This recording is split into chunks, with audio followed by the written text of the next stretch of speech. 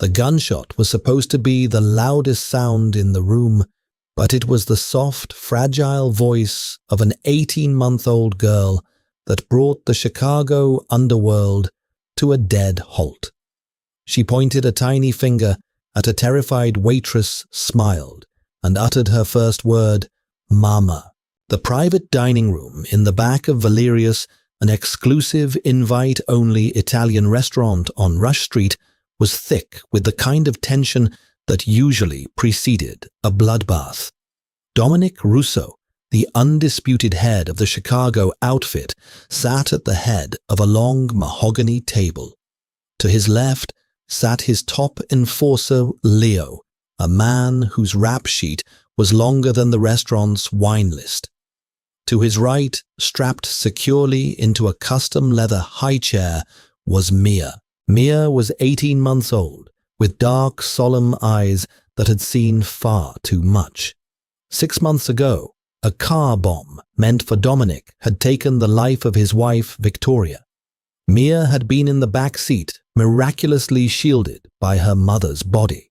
Since that day, the little girl had not made a single sound. No crying, no babbling, no laughter.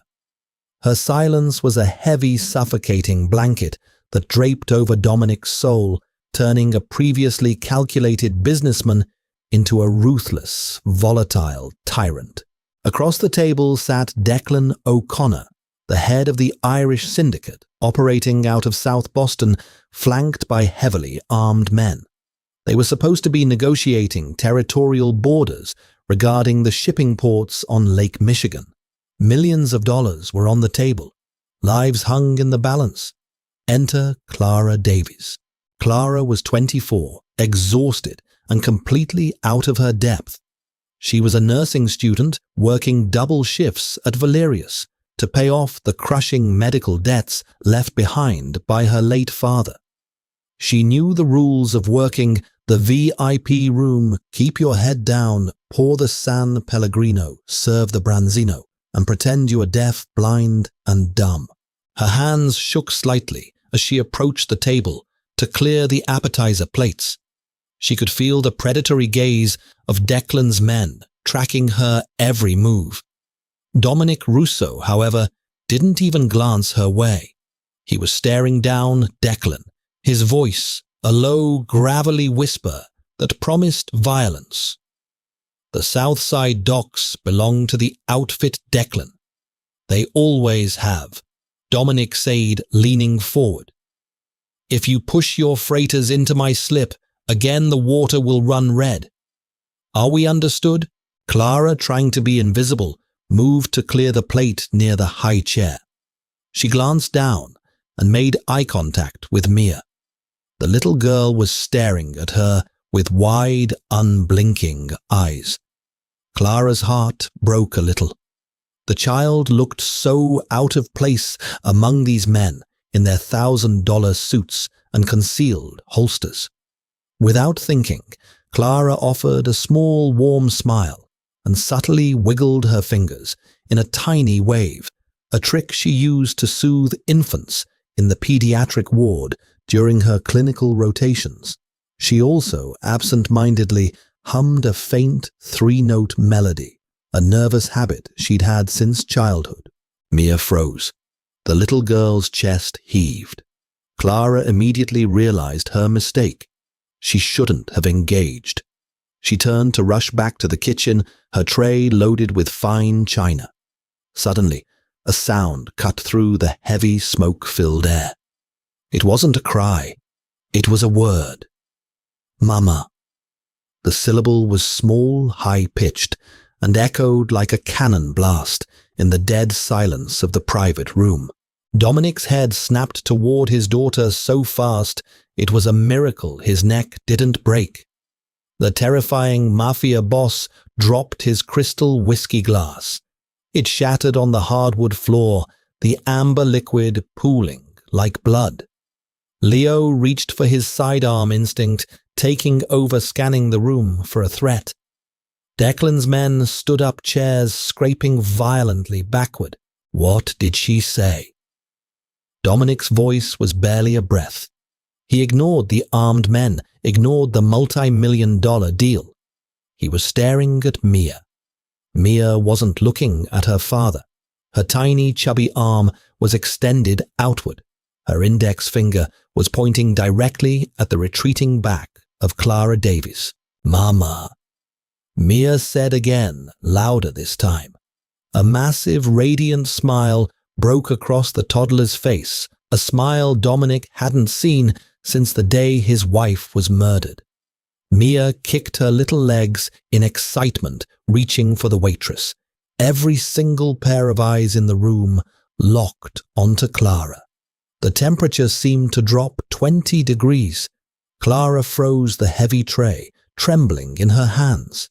She slowly turned around, the color draining entirely from her face. I, Clara stammered, looking from the pointing toddler to the most dangerous man in Chicago. "I didn't do anything, I swear." Dominic stood up. He was 6'3", broad-shouldered, and radiated an aura of pure, unadulterated danger. He walked around the table, his footsteps heavy and deliberate. Declan O'Connor and his men were completely forgotten. Dominic stopped inches from Clara. He looked at her face, really looked at it. She was pretty, with ash-blonde hair pulled into a messy bun and tired green eyes, but she looked absolutely nothing like his late wife, Victoria. Victoria had been a fiery brunette, a former model. There was no physical resemblance, yet his silent, traumatized daughter had just spoken for the first time in 6 months, and she had claimed this random, terrified waitress as her mother. "Meeting's over, Declan," Dominic said without looking back. "Russo, we aren't finished here." Declan spat, insulted by the sudden dismissal. Leo drew his weapon, resting it casually on the table. "The boss said the meeting is over. Get out." Within seconds, the room emptied of everyone except Dominic, Leo, Mia, and the petrified waitress.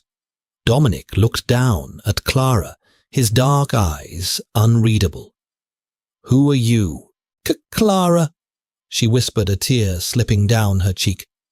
"Clara Davies. Please, I just work here. I don't know why she said that." Mia giggled, reaching her arms out toward Clara. "Mama, up, mama, up." Dominic stared at his daughter, his chest tight with a mix of overwhelming joy and deep, dangerous suspicion. He turned back to his enforcer. "Leo, lock down the restaurant. No one leaves. And bring Miss Davies to the back office." The manager's office at Valerius smelled of stale cigars and fear. Clara sat in a stiff leather chair, her hands clutching her apron. Across from her, Dominic Russo leaned against the heavy oak desk, his arms crossed. The silence between them was suffocating. Outside the door, she could hear the heavy footsteps of Dominic's men securing the perimeter. Leo stepped into the room holding a sleek tablet. He handed it to Dominic. "Clara Davies." Leo said, his voice flat. 24, nursing student at Cook County Medical, lives in a crappy apartment in Logan Square. Both parents deceased. Father died of cancer 2 years ago, left behind a mountain of debt. She works here and picks up shifts at a local clinic. Spotless record, not even a parking ticket. Leo paused, glancing at Clara with narrowed eyes. No known connections to the outfit, the Irish, the cartels, or the feds. Dominic scrolled through the digital file. He was looking for a trap, a setup. In his world, there were no coincidences. His wife's murder had been an inside job, a betrayal he had yet to fully untangle. For his traumatized daughter to suddenly break her silence. For a stranger, it had to be a play. "Are you wearing a wire, Miss Davies?" Dominic asked, his voice calm, which somehow made it more terrifying. "A wire, no." "Oh my God, no." Clara cried, fresh tears spilling over. I'm just a waitress. I was just trying to clear the table. I smiled at her because she looked sad. That's it. Please, I need this job. Don't hurt me. Dominic studied her. He had spent his entire life reading people sensing their lies and ulterior motives. The sheer, unadulterated panic radiating from Clara felt entirely genuine. But there was something else. As he stood close to her, he caught a very faint scent. It wasn't perfume. It was a specific brand of organic lavender and chamomile hand cream. Dominic's breath hitched. Victoria used to use that exact hand cream. She had special ordered it from a boutique in Paris. She applied it every night before rocking Mia to sleep. You hummed, Dominic said, suddenly his eyes darkening. When you smiled at her, you hummed a song. Clara swallowed hard, her throat dry. Yes, it's a habit. I hum when I'm nervous or when I'm trying to calm the babies at the hospital. What song? He demanded, stepping closer.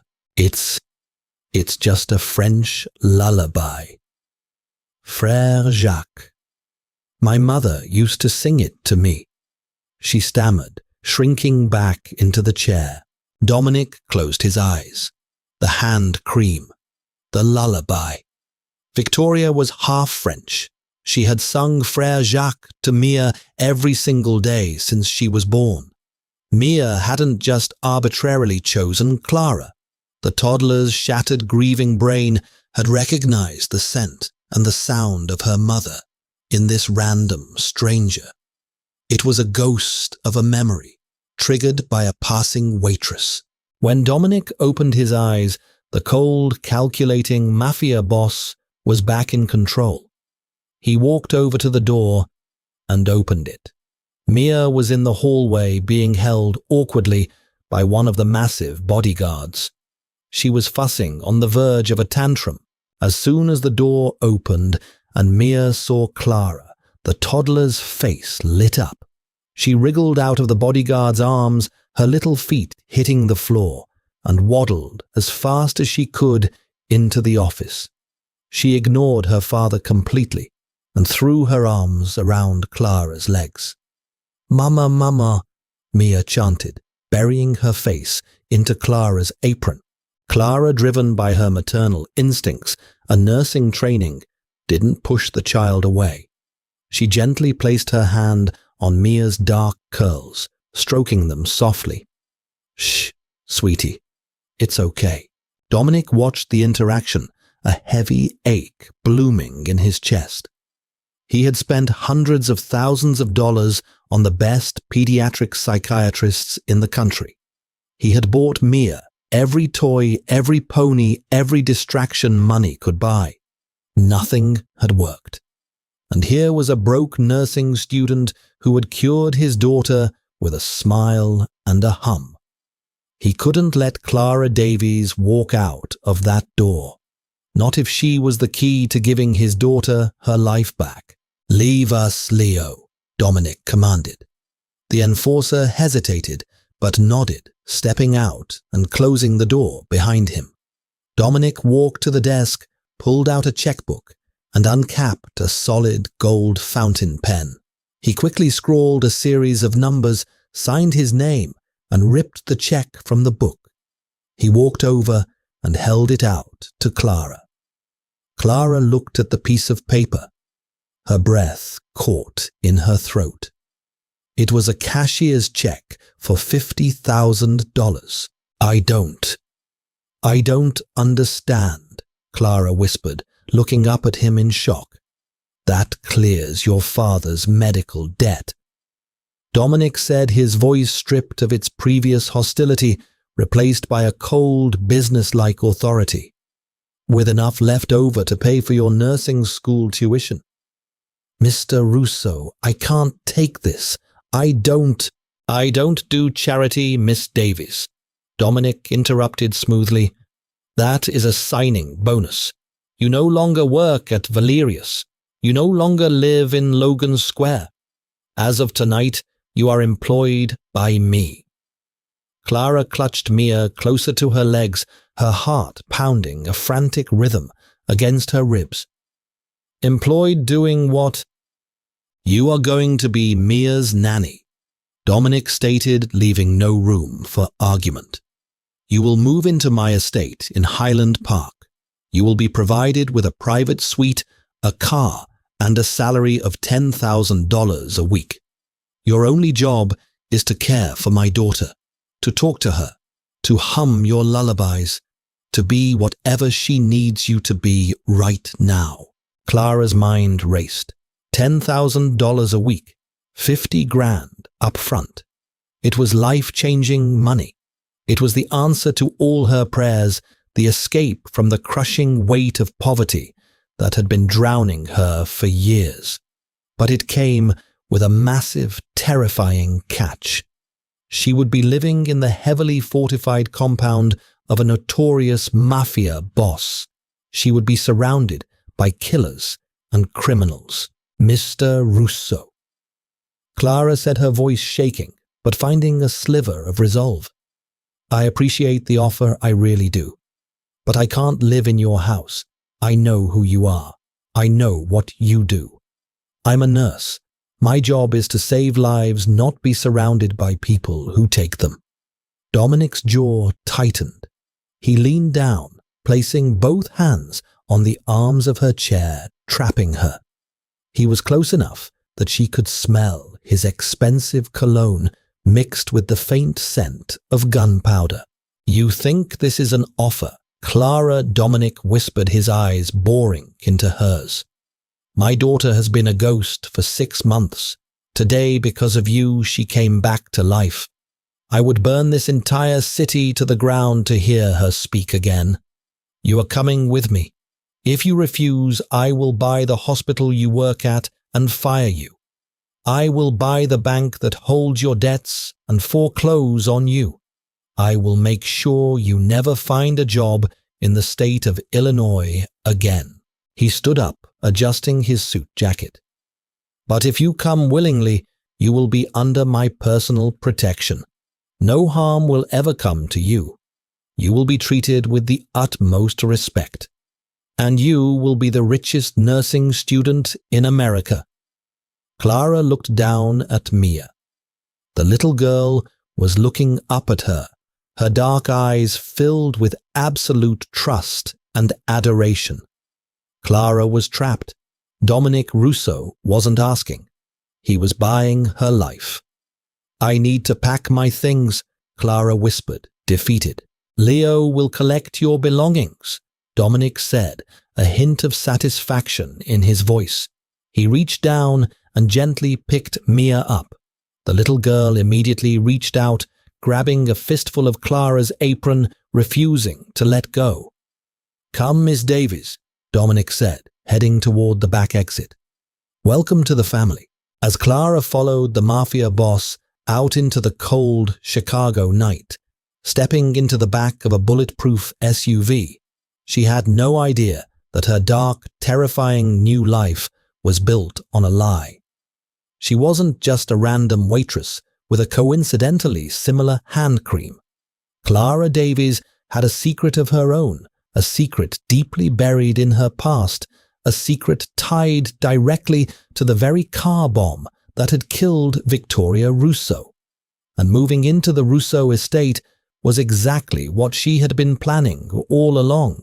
The Russo estate on Sheridan Road in Highland Park was less of a home and more of a fortress, surrounded by 10-foot wrought iron gates, sprawling manicured lawns, and an army of men in dark suits carrying concealed weapons. It was a beautiful, terrifying, gilded cage.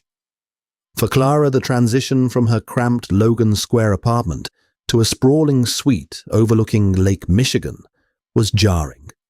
Her mahogany-paneled room was larger than her entire former apartment, filled with fresh orchids, a plush, king-sized bed, and a wardrobe pre-stocked with designer clothes.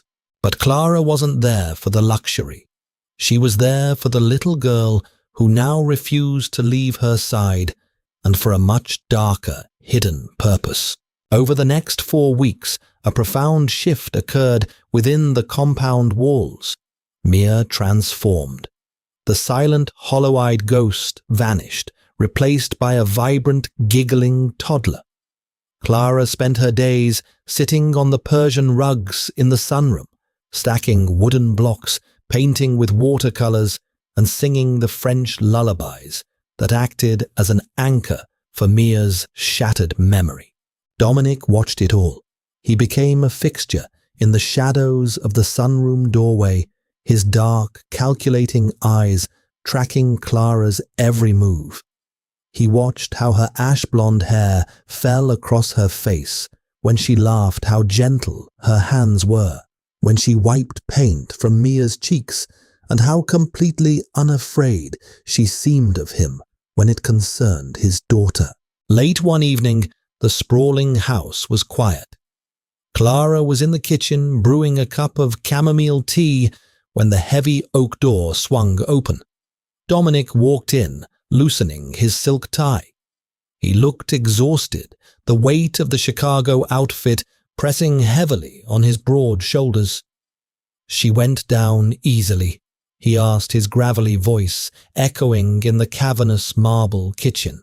"Like a light," Clara replied softly, pouring a second cup of tea and pushing it across the granite island toward him. "We played in the gardens all afternoon. She's exhausted, but she's happy, Mr. Russo." Dominic looked at the delicate porcelain cup, then up at Clara. "Dominic," he corrected, his gaze intense. "If you are going to live in my house and raise my daughter, you will call me Dominic." Clara swallowed hard, her pulse jumping. "Dominic." He took a slow sip of the tea, never breaking eye contact. "I ran a deeper background check on you, Clara. Every hospital record, every bank statement, every phone call you've made in the last 5 years. You are exactly who you say you are. A struggling nurse, a devoted daughter to a dead mechanic. Yet you don't flinch when my men walk the halls with assault rifles. You don't ask questions when I come home with blood on my cuffs." He leaned closer, the scent of expensive bourbon and danger radiating from him. "Why?" Clara's heart slammed against her ribs. She gripped the edge of the counter to keep her hands from trembling. "Because I grew up around the smell of motor oil and fear," she thought. "I grew up in the South Side." Clara lied smoothly, sticking to the half-truths she had rehearsed for months. "I've seen worse things than men with guns. As long as Mia is safe, your business is your business." Dominic stared at her for a long, agonizing moment before the hard lines around his mouth softened. He reached out his large, calloused hand, brushing a stray lock of hair behind her ear. The touch was startlingly gentle, sending a jolt of electricity straight to her core. "You brought my soul back, Clara," he whispered, his voice thick with an emotion he rarely allowed himself to feel. "I owe you everything." As he turned and walked out of the kitchen, Clara squeezed her eyes shut, a wave of sickening guilt crashing over her. He didn't owe her everything. He owed her a bullet. Because Clara Davies wasn't just a random waitress. Her father, Thomas Davies, hadn't died of cancer. He had taken his own life, swallowing a bottle of pills, because the guilt of what he had done had eaten him alive. Thomas had been a master mechanic at Apex Motors on Wacker Drive, a garage that serviced high-end luxury vehicles for Chicago's elite. 7 months ago, a man had walked into the garage after hours held a gun to Clara's head while she studied in the office and forced Thomas to cut the brake lines and alter the ignition manifold of a specific Mercedes-Benz G-Class. Victoria Russo's Mercedes. Thomas hadn't known whose car it was until he saw the news of the fiery explosion. The realization that he had helped murder a woman and nearly killed an infant broke him. Before he died, he left Clara a journal detailing the exact specifications of the sabotage and the only identifying features of the man who forced him to do it, a jagged, burn-like scar twisting around his left wrist and a custom rose gold Patek Philippe Nautilus watch. Clara had deliberately sought out the job at Valerius, knowing it was an outfit stronghold. She had planned to observe the men from a distance, find the man with the scar and the watch, and anonymously send the journal to the police or the feds. She wanted justice for her father's coerced crime. She never intended to be dragged into the center of the Mafia empire, and she certainly never intended to fall in love with the ruthless Don she was deceiving. 2 weeks later, the tension within the Russo estate shattered. Declan O'Connor had just hijacked a massive outfit weapons shipment on the south side. Enraged, Dominic called an emergency meeting of his inner circle in the grand dining room to root out the leak. Clara slipped downstairs to retrieve Mia's favorite plush rabbit from the foyer. As she passed the heavy mahogany doors of the dining room, she paused. Voices were raised in anger. "The Irish are too bold, Dom," a voice argued. "Declan couldn't hit that shipment without our roots. We have a rat." "I know we have a rat, Dante," Dominic's lethal voice replied. "And when I find him, he dies." Clara froze. Dante was Dominic's consigliere, his childhood best friend and practically an uncle to Mia. Peeking through a sliver between the double doors, Clara watched the men gather around a table of blueprints. Dante reached across the map to point at a warehouse, his tailored suit sleeve sliding back. Clara's lungs seized. Wrapping around Dante's left wrist was a jagged, unmistakable burn scar. Glinting under the crystal chandelier was a custom rose gold Patek Philippe Nautilus watch. The pieces collided with terrifying force. Dante was the man from her father's garage. He wanted the outfit for himself. He had blackmailed Thomas into rigging the car to kill Dominic, but Victoria and Mia had taken it instead. Clara backed away, her pulse roaring in her ears. If she told Dominic, she'd have to confess her father's role, guaranteeing her own death. But if she stayed silent, Dante would eventually kill Dominic and take the family empire. She couldn't let the man who murdered Mia's mother win. She sprinted to her suite, grabbed her father's battered leather journal from a hidden floorboard, and waited. Hours later, the heavy front doors finally echoed shut as the captains departed. She walked down the hall to Dominic's private study and pushed the door open without knocking. Dominic stood by the window, pouring a glass of whiskey. I said, "No interruptions." "It's Dante," Clara blurted out, her voice trembling. Dominic stiffened, slowly turning around. His eyes were empty voids. "Excuse me?" Clara threw the journal onto his mahogany desk. "Your rat. The man who gave Declan your roots. The man who murdered Victoria. It's him." Dominic's expression went lethally still. "Dante is my brother. You are the nanny. Tread carefully." "I'm not just the nanny," Clara shouted, hot tears spilling over. "My father was Thomas Davies, the mechanic at Apex Motors. 7 months ago, a man held a gun to my head and forced my father to rig the ignition on your wife's car. He had a burn scar on his left wrist and a rose gold Patek Philippe. I saw it tonight on Dante." Dominic stared at the journal, then back at her. The ultimate betrayal flashed across his features. "Your father killed my wife." His hand drifted toward his holstered gun. He killed himself because he couldn't live with the guilt, Clara cried. He didn't know whose car it was. He just wanted to save my life. I came here to find the monster who forced him. I never wanted to hurt you or Mia. Suddenly, the study door clicked shut, the deadbolt turning with a heavy snap. Clara spun around. Dante stood there, a silenced pistol aimed directly at her chest. I knew you looked familiar, you little bitch, Dante sneered. I recognized you from the garage. I should have put a bullet in your head that night. Dominic didn't flinch. His eyes remained locked on Clara, but his voice was aimed at his oldest friend. Is it true, Dante? You were getting soft, Dom. Dante argued, the gun trembling slightly in his grip. Victoria was turning you into a businessman. I was trying to save the outfit. It was supposed to be you in that car. You missed, Dominic whispered. I won't miss this time. Dante spat, shifting his aim toward Dominic. But Dominic was a ghost of vengeance. Driven by a primal rage, he drew his weapon before Dante could even blink. He fired twice.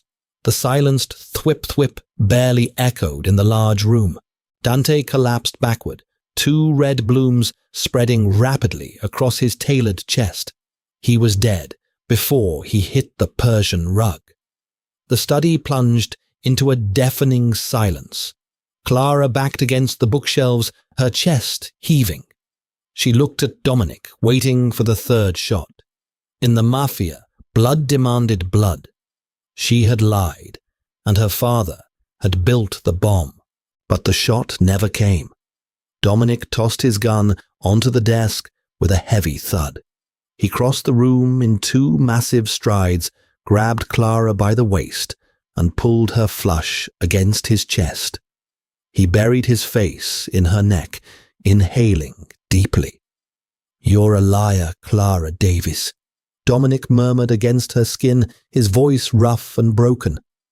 But you found the monster who destroyed my family. And you saved my daughter. Clara let out a choked sob, wrapping her arms tightly around his broad shoulders. What happens now? She whispered. Dominic pulled back gently, cupping her face. His dark eyes held a fierce, possessive intensity that promised a new, unshakable future. Now, he said softly, kissing her forehead, you help me explain to Mia why her new mother is sleeping in my room. If you love this dramatic Mafia romance and the intense twists of Clara and Dominic's story, don't keep it to yourself. Like this video, leave a comment below about your favorite moment and share it with your friends who love a dark romance thriller. Make sure to hit that subscribe button and ring the notification bell so you never miss our next gripping story.